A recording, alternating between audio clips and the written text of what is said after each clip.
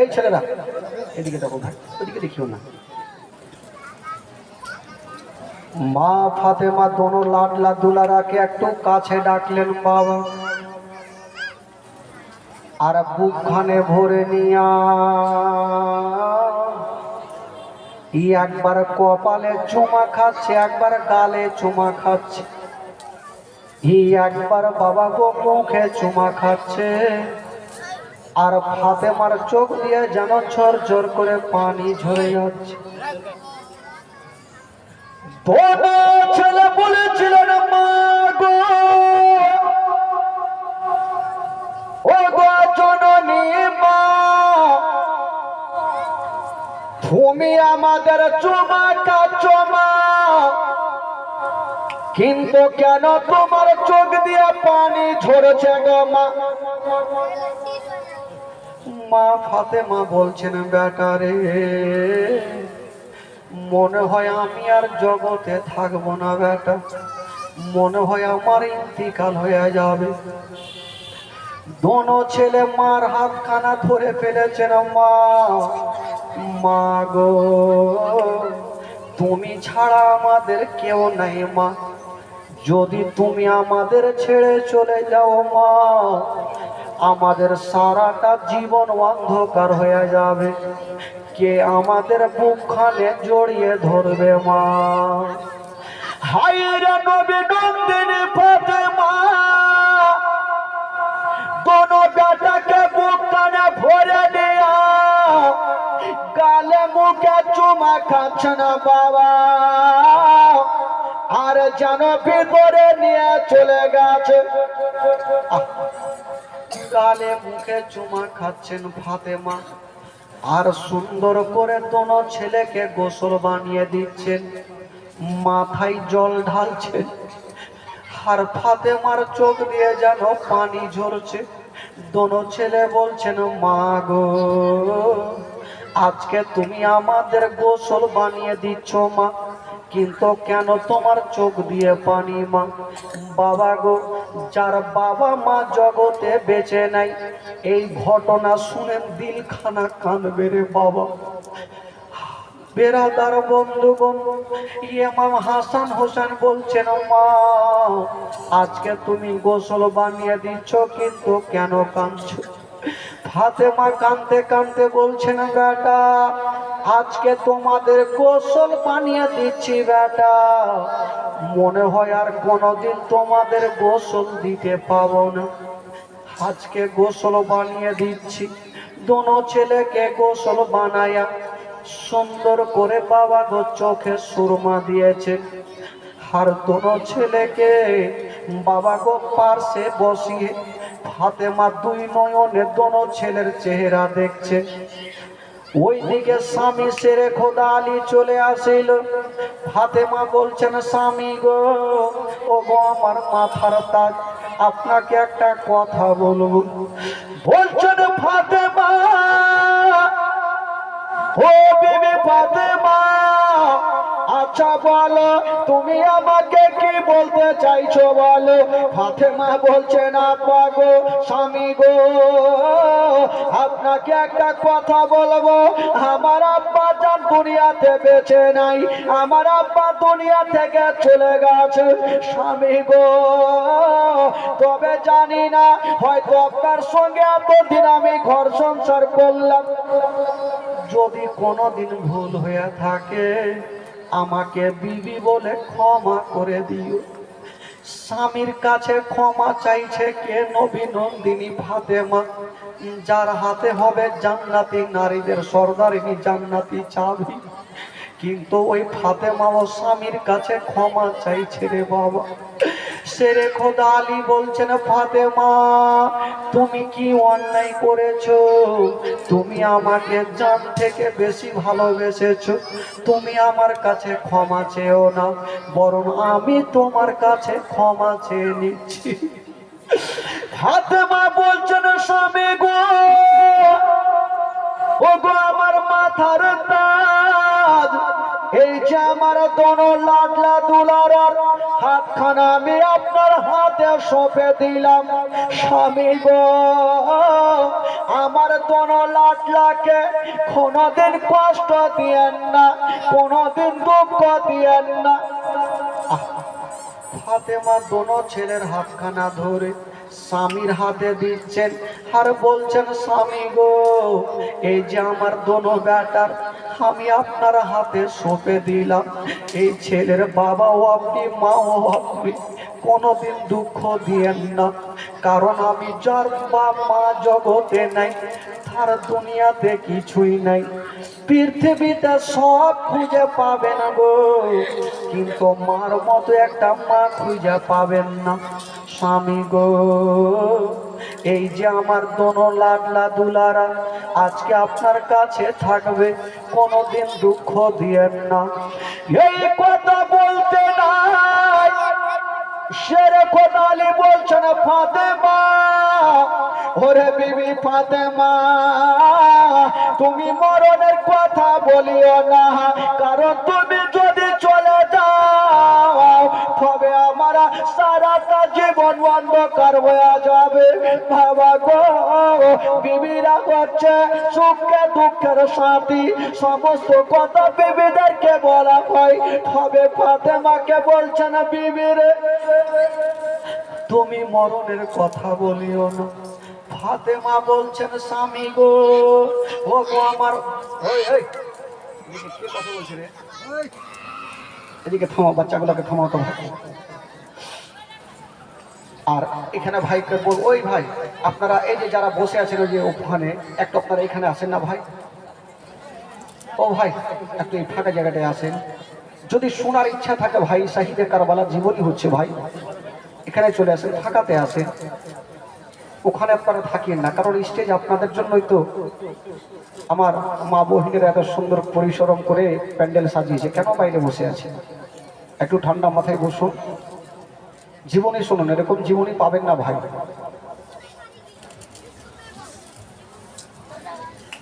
তবে খোদার কসম, আহলে বাইতের মহব্বতে কেউ যদি একটা ফোঁটা চোখের পানি ফেলে দিতে পারে, আমার নবী খুশি হবে।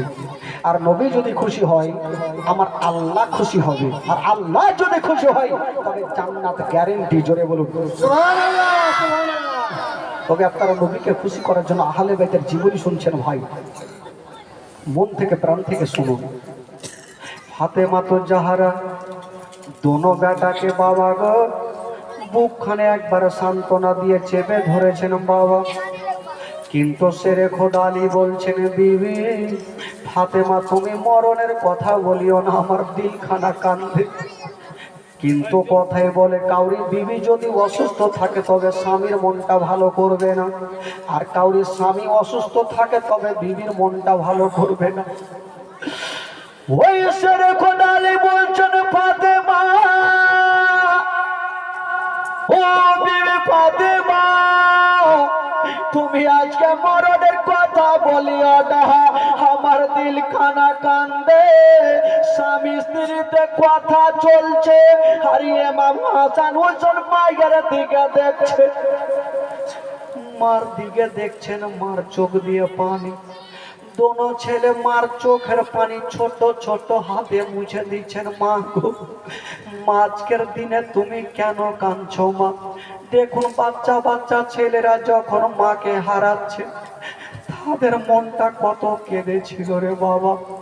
এই ঘটনা যখন বইয়ে পড়েছিলাম, নিজের চোখের পানি ধরে রাখতে পারিনি।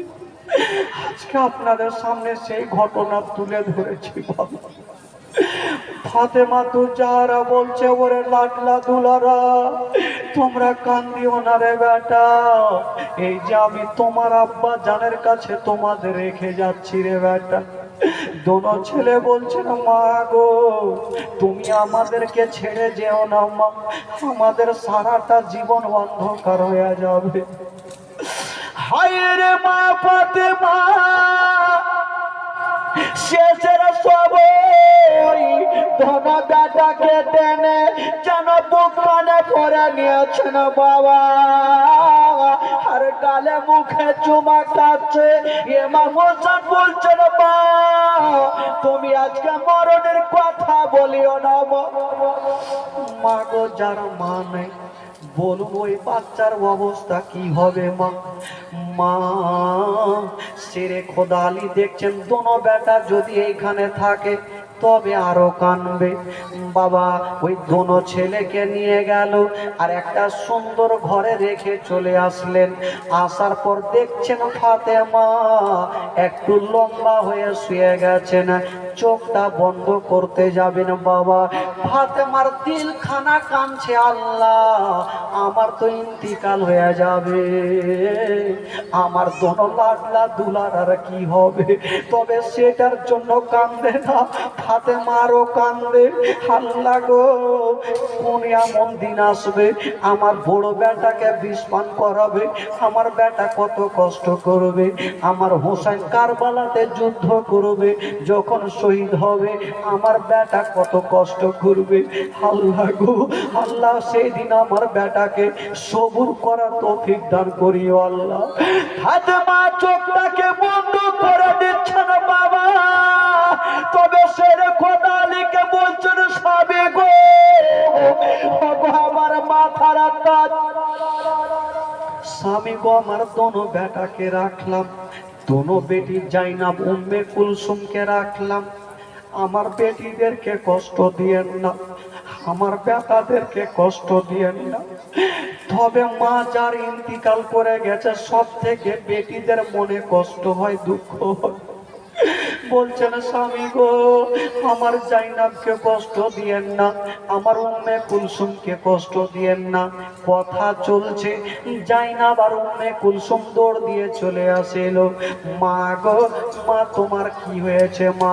ছোট ছোট মেয়েগুলা মার বুকে লেগে গেছে মা, তুমি কেন কাঁদছো মা? বলছে বেটি রে আমার সময় হয়ে গেছে মা, আমাকে দুনিয়াটা ছেড়ে চলে যেতে হবে বাপ। দোনো বেটি মার বুকে লেগে গেছে, আর বাবা ফাতেমা দোনো বেটিকে বাবা চেপে জড়িয়ে ধরে আছে। শেরে খোদা আলী দোনো বেটিকে নিয়ে ঘরের মধ্যে রেখে চলে আসিলেন। আসার পর দেখছেন ফাতেমা লম্বা হয়ে শুয়ে গেছে, চোখটাকে বন্ধ করে নিয়েছেন। একদিনের জন্য চোখটা বন্ধ হইল না, সারা জীবনের মতো চোখটা বন্ধ হয়ে গেছে। সকলে পড়ুন ইন্না লিল্লাহি ওয়া ইন্না ইলাইহি রাজিউন। শেরে খোদা আলী দাঁড়িয়ে দাঁড়িয়ে দেখছে ফাতেমা দুনিয়াতে আর নাই। বাবা গো যখন মানুষ ইন্তিকাল করে যায় তখন দেখবেন সাদা কাফন তৈরি হয়ে যায়, সাদা কাফন পরিয়ে দিয়া খাটলাতে রেখে দেওয়া হয়। কি বলে খাটলা বলে না, কি বলে আপনাদের ওটা? খাটলা বলে না? খাটলাতে রেখে দেওয়া হয়। ও যুবক যখন খাটলাতে রেখে দেওয়া হইল ফাতেমাকে পোশাক পরিয়ে দিয়েছেন বাবা। এবার পোশাক পরাইয়া যখন বাবা নিয়ে যাওয়ার জন্য রেডি হবে, ইমাম হাসান বলছে দাদা গো দাদা জানি না দাদা আমাদের বাড়িতে লোকজনের ভিড় কেন আছে দাদা, চলো একবার যাই দেখি। যেমনই দোনো বেটা যাচ্ছেন বাবা দেখছেন আব্বার চোখ দিয়ে পানি। আব্বা গো আব্বা আপনি কাঁদছেন কেন আব্বা? বলছে বেটারে আমার বুকখানে সরে বেটা। ইমাম হোসেন বলছেন আব্বা একটা কথা বলবো আব্বা, আমার মাকে কেন দেখা যায় না? আমার মা কোথায় গেল আব্বা? আব্বা গো আমার মা কোথায় আছে আব্বা? শেরে খোদা আলীর অন্তরখানা ফেটে গেল। বলছে বেটারে ওই যে দেখো খাটলাতে তোমার মা শুয়ে আছে। বেটারে সারা জীবনের মতো তোমাদের ছেড়ে চলে গেছে, আমাদের ছেড়ে চলে গেছে। ছেলে বলছে আব্বা গো একটু আগে আমার মা আমাদের বুক কানে জড়িয়ে ধরেছিল আব্বা, কালে বুকে চুমা খেয়েছিল আব্বা, কেন আমার মা কথা বলবে না আব্বা? আব্বা গো একবার মাকে বলো আমার মা যেন আমাদের একবার বুকখানে জড়িয়ে ধরে।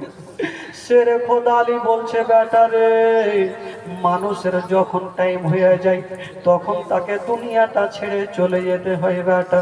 তোমার মার সময় হয়ে গেছে বলে দুনিয়াটা ছেড়ে চলে গেছে। ওরে যুবকেরা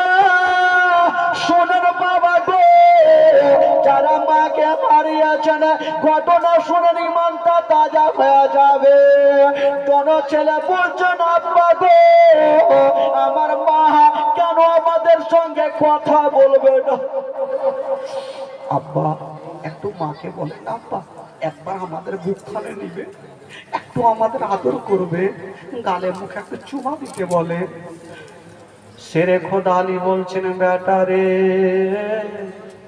তোমার মার দুনিয়াতে বেঁচে নাই বেটা। তবে দোনো বেটা কাঁদছে। তবে একটা কথা শেরে খোদা আলী দেখছেন যদি দোনো বেটা মার কাছে থাকে তবে চোখের পানি থামবে না। শেরে খোদা আলী দোনো বেটার চোখের পানি মুছে ঘরে রেখে আসলেন। আর রেখে আসার পরে ফাতেমাকে নিয়ে যাওয়ার জন্য উঠাচ্ছেন বাবা। ইমাম হাসান হোসেন আবার দৌড় দিয়ে বাপের হাতখানা ধরেছেন। আব্বা শেষের সময় একটা কথা বলবো আব্বা। কি কথা? বলছেন আব্বা গো আব্বা আমার মাকে কোথায় নিয়ে যাবেন? বলছেন বেটা রে একটা আসল ঘরে নিয়ে যাব 3.5 হাত জায়গাতে। বেটা সবাইকে যেতে হবে, তবে বেটা তোমার মাকে নিয়ে যাব।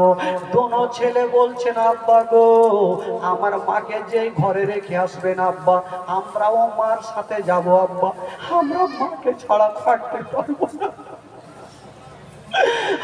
আমরা মাকে ছাড়া থাকতে পারবো না আব্বা, একবার মার সঙ্গে নিয়ে চলো। বাবা গো শেরে খোদা আলী বলছেন আরে বেটা না, যখন তোমাদের সময় হবে তখন তোমরাও যাবে। দোনো ছেলে বলছেন আব্বা যখন নিয়ে যাবেন না আব্বা একবার তবে একটার কথা বলবো আব্বা আমার মাকে নিয়ে যাবেন, মাকে আর দেখতে পাবো না।